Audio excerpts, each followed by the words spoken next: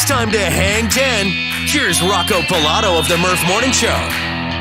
Hey, what's up? Welcome to the next installment of Hang 10. My name's Rocco Pilato. We do just what the name of the podcast says. We hang for about 10 minutes or so with a special guest each week. This week, we're joined by Brian Windhorst, who you may know from his work on ESPN or his work covering and writing about LeBron James and basketball in general. Brian Windhorst joins us, author of the new book, LeBron, Inc., The Making of a Billion-Dollar Athlete. By the way, Brian, congratulations on the new book. It's a fantastic read.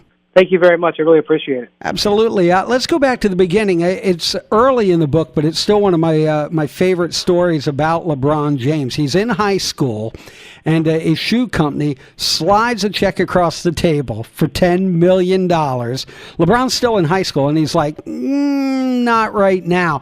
Take us through that moment when LeBron was like, no, I think I'm just going to wait. Yeah, time and place here. I mean, he had declared that he was going to be a pro. He knew he was going to be a millionaire, but he didn't have the money yet. And his mother was still living in government housing. He had a very nice car because a bank had given him a line of credit, but they didn't have the money. And he comes out of school, and Reebok sends a private jet, and they fly up to Massachusetts, and Reebok offers him a 10-year contract worth $100 million.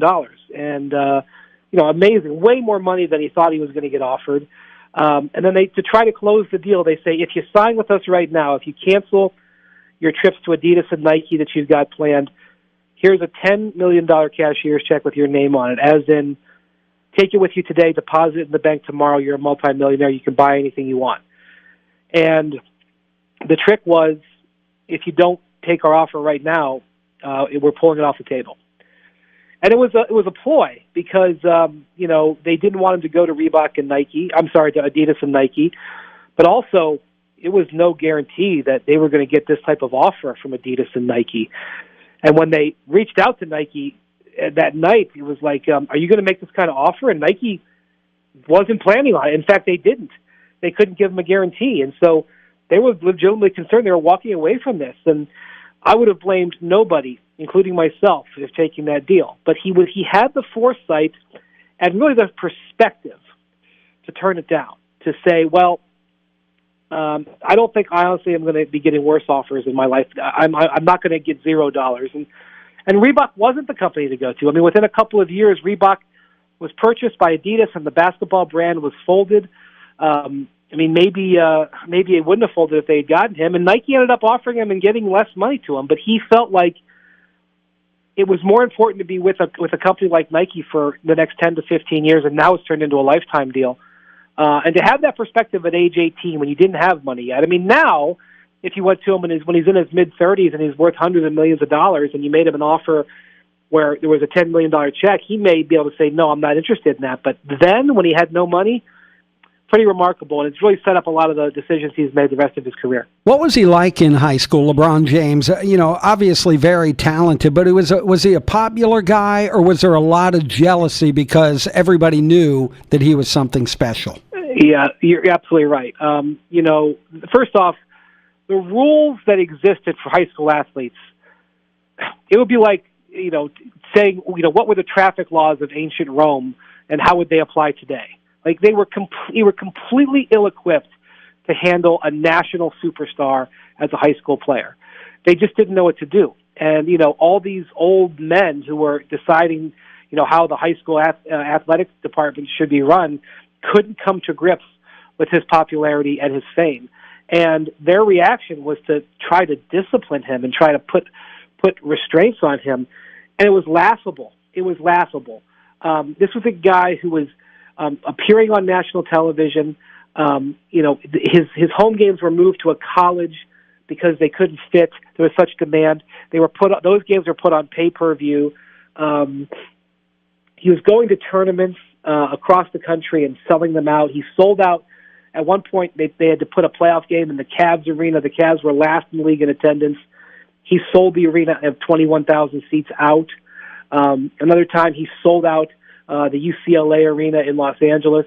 This was a kid who was generating hundreds of thousands, if not millions of dollars for the people around him. And when the old farts heard that he had gotten a couple of free throwback jerseys for a signed photo, they banned him They shut him down. It was absolutely stupid, laughable, and embarrassing. And here's the thing. He knew it at the time. He knew as an 18-year-old that those guys were stupid, laughable, and embarrassing, and he was able to overcome it. Most teenagers would be afraid of authority when they were acting like fools.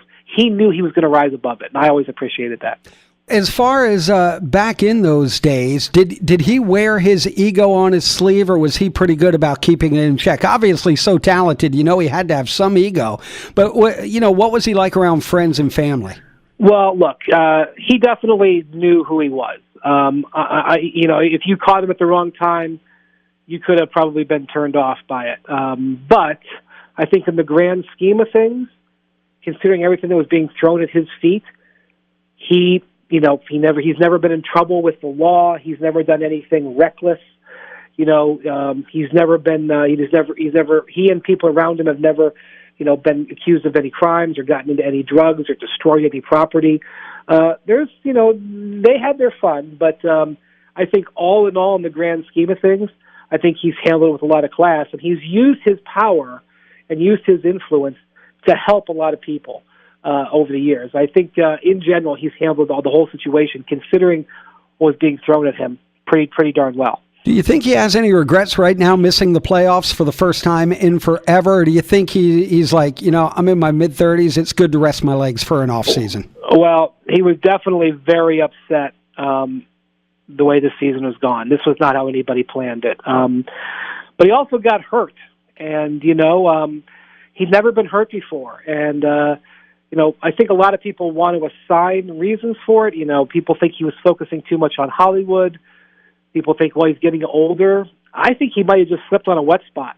And, maybe if he had slipped on a wet spot when he was 26, he wouldn't have torn his groin. He would have just pulled it, and he would have been out for a couple of days, not 6 weeks. But that's what happened. He got hurt. He played 55 games. Last year he played 82 games. It wasn't like this was an erosion that you could see. And so over 100 games last year when you include the playoffs. So it was a disappointing season, but it's hard to know whether it was disappointing because it was a failure or if it was because of a circumstance. I think he and all of us will have a lot more understanding of just where he is after next season, about whether this was a mistake or whether this was just an unfortunate season. Brian Windhorst joins us. He's got the new book, LeBron Inc., The Making of a Billion-Dollar Athlete. Really great read. Brian, we're going to give you 10 quick ones now. Just first thing that pops in your head, the answer you come up with, you just shout it out, all right? All right. Better career, Wade or Pierce?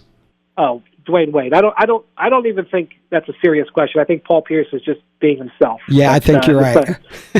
Yeah. Sixers' chances of winning a title within the next 3 years? 10%, 10, 15%. I mean, I think they're going to compete for it, but health is a big factor. But that's not a bad percentage. You got a good chance. Will James Harden ever lead a team to a championship? He almost did last year. So I think he's got a fighting shot. Just needs the right things to line up for him. I think he's good enough to do it.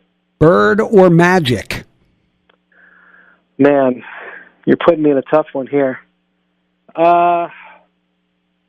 I don't have an answer for that. I really don't know. I don't want to choose. How about that? That's fair. Best LeBron James team? The 2000. The second year he won in Miami, 2012-13 Miami Heat. They won 27 consecutive games during that season.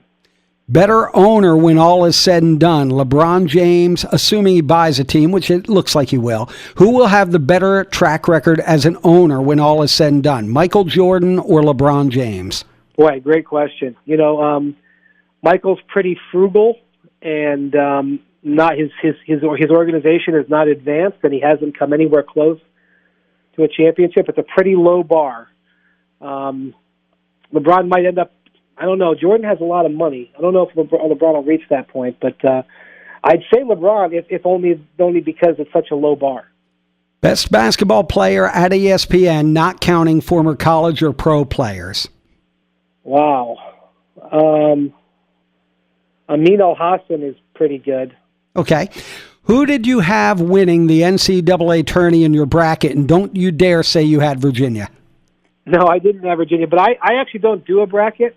But I always think the team that has the most pros on it. So if you had forced me to guess, I would have probably said Duke.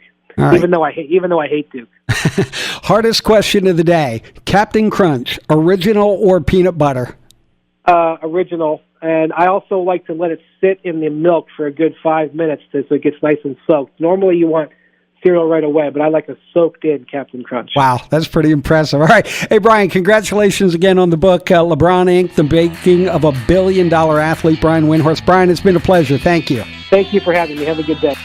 So there you go. That's our hang this week, Hang 10. I'm Rocco Pilato of the Murph Morning Show. Thanks for listening in. Make sure you head to your favorite social media platforms and give us a follow, all right? Look for Murph Radio on Twitter, Facebook, and Instagram. Back next week with another Hang 10. Till then, bye-bye. And that's this week's Hang. Come back again next week as we Hang 10 with another special guest.